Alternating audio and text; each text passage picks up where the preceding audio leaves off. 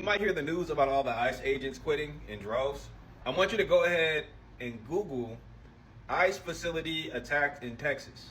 It was underreported for a reason, but some folks attacked an ICE facility the other day. The activists fired fireworks to lure the ICE officers out of the facility, and then someone shot the officers. Is that nothing but an open response from citizens against our government? Is that not a sign that the social contract is broken? That our government is at active war against its own citizens? Not the sort of war in the background that's been going on for decades with our lack of access to healthcare, affordable housing, and things like that. That's violent too. This is overt. The folks who planned this attack had full military gear. My question is, if your neighbors, your family, your community is under attack by the federal government, and there are people being shoved into vans, disappeared left and right without a trace, nobody can find them, you have no idea where they are, they could be in another country by now. What other response do you have? Government hasn't answered to being yelled at and having signs held in front of their residences. They haven't answered to phone calls and emails. So of course, when your voice goes unheard, the next thing to do is to get really loud. For the record, I do not endorse violence. However, when we see violence, it's important to contextualize it. When all you've ever known is violence, and then the government turns around and ratchets that violence up to a degree you've never seen before. When ruthless, masked, unidentified people come for your neighbors and loved ones. What other recourse do you have under a system which tells you to sit down, shut up, and wait for your turn to speak, and maybe you'll see change? This is not the last time this is going to happen. In fact, I would venture to say that half the reason this hasn't really been reported on and published in the media too much is because they're worried it's going to make people start thinking about doing the same thing.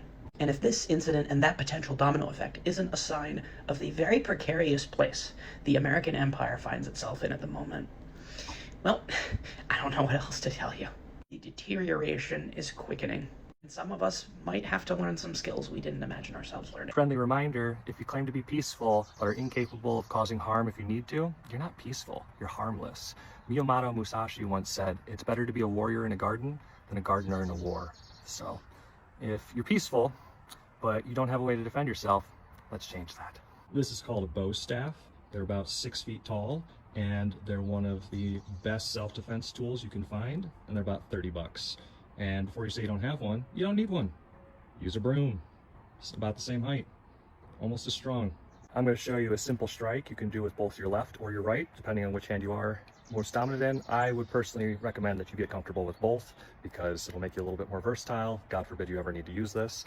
The first thing you're going to want to do is take your broom, and you're going to want to keep the handle towards you, because in the case that someone was actually trying to attack them, you never want to give them the handle. It makes it really easy for them to grab it from you and disarm you. Whereas if they grab the front of your broom, guess what? You've got a handle to hold on to, so you've got a better grip, so they're probably not going to disarm you.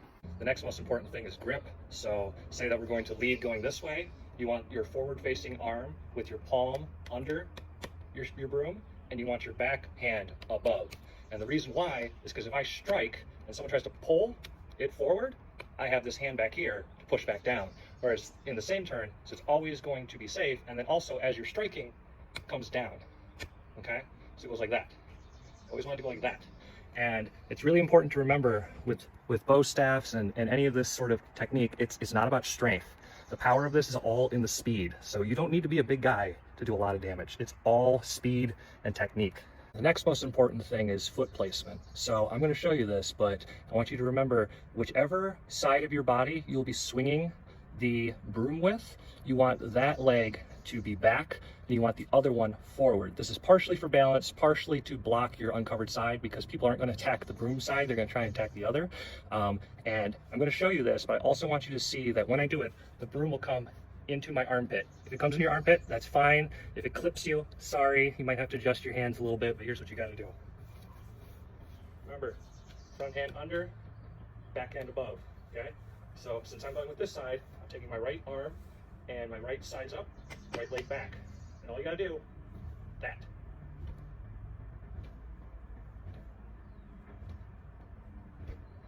And then eventually, once you get better at it, you'll be able to lead with your striking leg to add more power to it. So then you can go, and that's it. And you do that over and over on both sides until it becomes comfortable. And that one strike alone, that one alone, that can break bones, that can knock people out, it can shatter windows, it can break through a lot of stuff. So it's a very, very helpful self-defense tool to know. There's always brooms in pretty much every building if you need it.